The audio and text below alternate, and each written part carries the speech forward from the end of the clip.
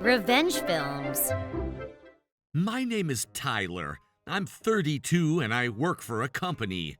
My wife, Haley, is 31. These days, she just works part-time. She used to be a full-time employee, but after failing her promotion exams multiple times, she gave up on moving up the corporate ladder and quit once we got married. I asked her, "You used to work really hard before we got married. Don't you think it's a waste to just throw it all away?"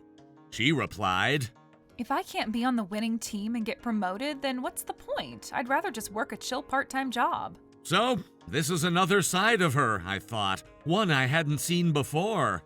Fast forward a year into our marriage, I discovered yet another side of her. Wow, this is some flashy lingerie. One evening, I came home and noticed her underwear drying indoors. It was the fancy kind, expensive-looking lingerie, nothing like the simple, comfort-focused stuff she used to wear. Looks nice, right? She said casually. "Yeah, I guess," I mumbled, thrown off by how suddenly her style had changed. Something's off, I thought. So I checked her phone.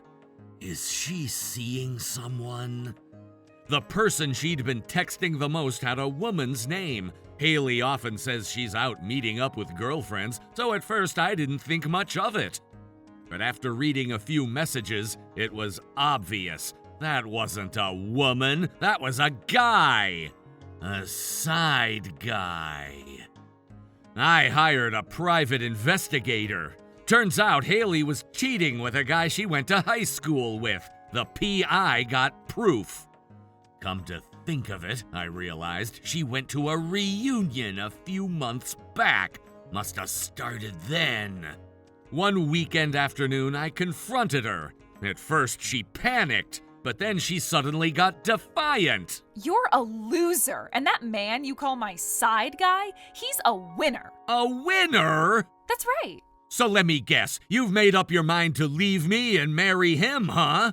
Fine, I'll be sending both of you a claim for emotional damages, $20,000 each. That's a lot, considering your salary. It's a lot no matter who you are. Idiot. He makes $70,000 a year. He can pay mine too without even blinking. Is that so? I'll divorce you. I'm going to marry a rising star at a big company and finally be part of the winning team. She agreed to the divorce without hesitation. Left alone, I muttered to myself. She still doesn't know who he really is. Perfect! Let's get this divorce finalized while she's still in the dark. I went through with the divorce quickly. That's when my ex-wife's downward spiral began. Once she found out the truth about her affair partner, she started calling me, begging to get back together. I ignored every call. Eventually, I met with the guy she cheated with. I brought my lawyer. He brought his too. The four of us sat down to discuss the compensation claim. I told him, "I've already charged my ex-wife $20,000 in damages. Of course, most of her savings were already gone, spent on dates with you and new clothes, but I still plan to charge you the same amount." He immediately dropped to his knees. "I can't pay $20,000. Please, I'm begging you. Can we reduce the amount?" "Why's that? My ex-wife told me you're some elite guy making $70,000 a year." "That's not true. At the reunion, I got carried away. Everyone was bragging about their company names and salaries. I just blurted something out." "Blurted something out?" "It wasn't exactly a lie. I do work at a big company, but I'm just a contract worker. My actual income is barely $30,000 a year, and I said I was single, but I'm actually married. I have a kid as well." "Why would you lie like that?" "'Cause I wanted to look cool. I just wanted women to like me." I already knew most of this from the investigator's report, but hearing it directly from him made it clear that he was even worse than I thought. So my ex-wife didn't know you were a contractor making only $30,000 a year? No, she had no idea! Well, if you're making $13,000 less than I am, I can see how $20,000 in damages might be tough, especially with a wife and kid to take care of. I agreed to reduce the amount. Even so, paying $13,000 would still be a major hit for him. After the meeting, I was home alone when my phone rang. It was my ex-wife. You've realized it by now, haven't you? That I'm the real victim here? Ah, I'm the victim. You cheated on me. No, I was the victim. He tricked me. He lied about being a full-time employee. If I had known he was just a contractor, I never would have slept with him. I see. He said he made $70,000 a year. That's why I went to the hotel with him. You've always been obsessed with winners and losers, throwing tantrums over fancy restaurants and whatnot.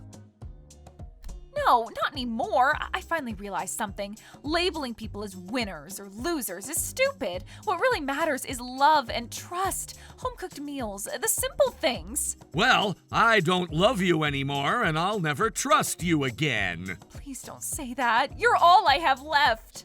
No. A loser like me has no business talking to someone like you, let alone marrying you. If you still want to chase after a winner, do it alone, please. I hung up the phone. After that phone call, she kept calling me over and over, but lately she'd started leaving dinner at my doorstep in the evenings. I even spoke with the police, but they said this kind of thing wasn't serious enough for them to intervene. My lawyer had already warned her, but clearly she didn't care. Eventually, I had no choice but to pick up one of her calls.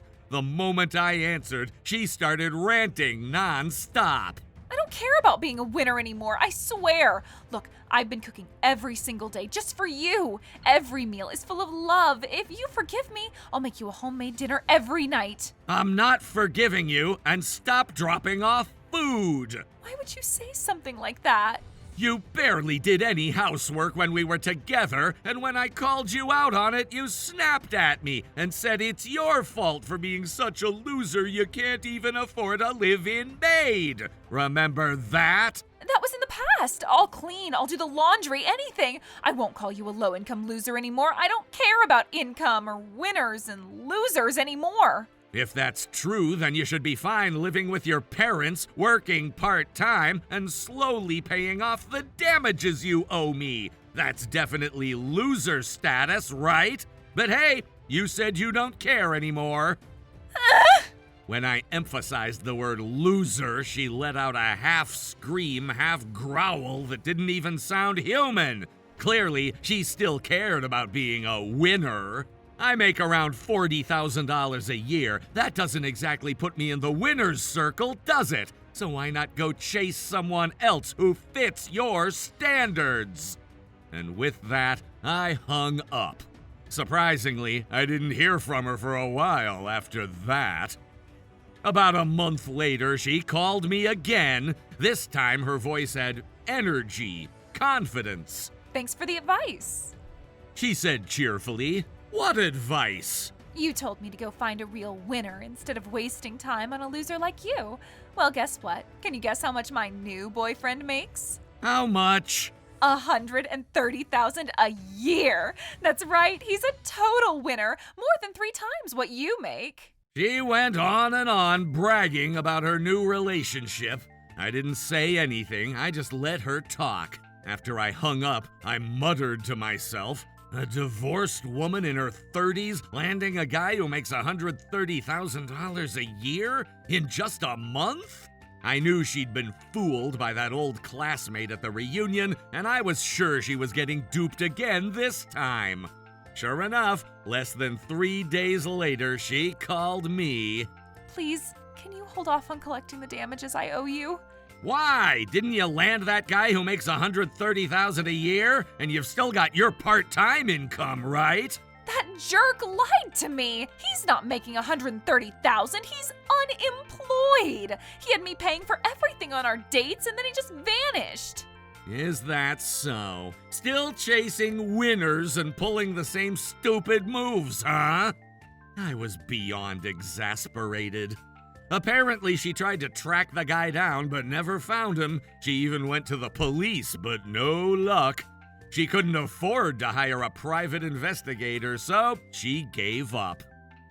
After that, she kept getting taken in by sketchy men, over and over.